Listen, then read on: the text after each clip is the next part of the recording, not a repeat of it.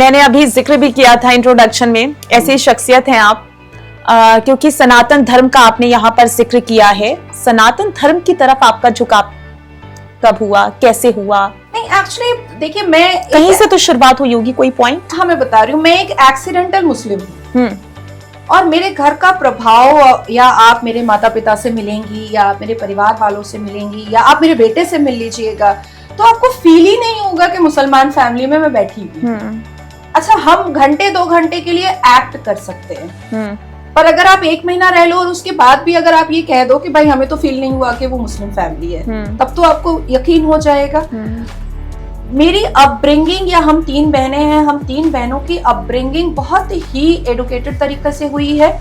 और मैंने Islamic 189 books पढ़ी है और कुरान के एक वर्सेस, एक पारा, एक आयत को मैंने पूरे मतलब बेहतरीन तरीके से रिसर्च करके रखा हुआ है। आप सही अल बुखारी पूछो, आप बहिश्ती ज़ेवर पूछो, आप सीरत मुस्तफा पूछो, आप हदियत पूछो, आप अल कुरान पूछो, आप 10 बीवियों की कहानी पूछो, मैं सब आपको मीनिंग के साथ बताने को यहाँ पर तैयार हूँ, ठीक है।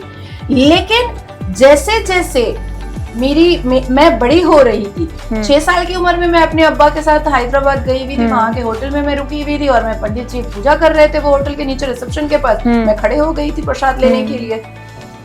तो ये बचपन से ही एक आस्था कहीं ना कहीं वो अटैच कर रही थी। एक मैग्नेट होता है ना जो एक जैसी मानसिकता को जोड़ता है, तो वो था। ये ऐसा नहीं है कि अरे मैंने एक लड़की को तलाक होते हुए देखा तो मुझे सनातन धर्म पे विश्वास हो गया, या मैंने एक 6 साल की बच्ची को 56 साल के बुढ़े के साथ शादी होते हुए देखा तो मुझे सनातन धर्म पे विश्वास हो गया।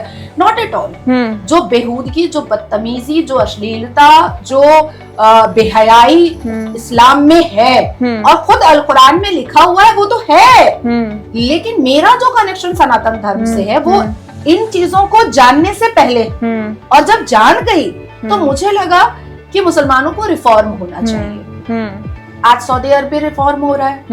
हमारे 4 मुस्लिम देश है जो हमेशा हाईलाइटेड होते हैं, पाकिस्तान, ईरान, तुर्क और अरब।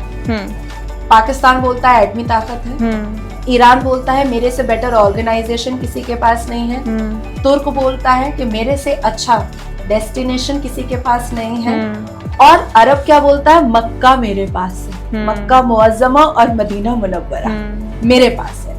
जब तुर्क पूछता है अरब से कि अगर ईरान ने एटमी ताकत बना लिया तो तुम क्या ईरान को अपने साथ जोड़ लोगे, आपको पता है अरब क्या बोलता है, मोहम्मद बिन सलमान, अरे पाकिस्तान बहुत भिखमंगा है, उससे खरीद लेंगे, वो बेटी बेच दे, एटमी ताकत क्यों नहीं बेचेगा। अब आप सोचो कि ये ला इलाहा का रिश्ता कैसा गंदा और घिनौना है।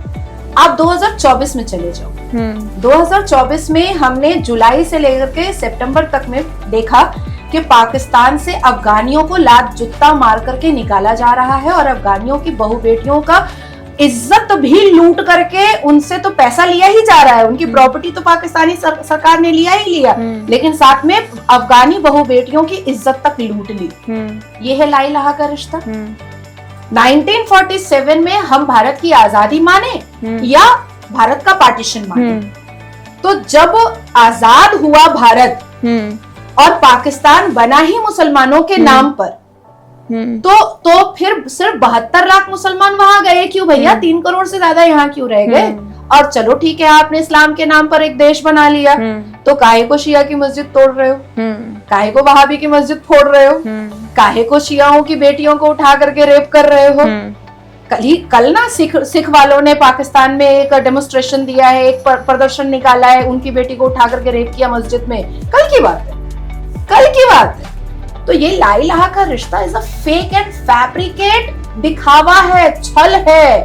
तो मैं ये सब कुछ जानने के बाद मैं सनातन में आई हूं, नहीं, बचपन में आ चुकी थी, जाना तो सोचा कि रिफॉर्म करने के लिए प्रखर होकर के बोलना जरूरी है, क्योंकि मैं मुस्लिम समाज का भला चाहती हूँ। मैं नहीं चाहती हूँ कि कोई अपनी 6 साल की बच्ची का निकाह 56 साल के बुढ़े आदमी से करे।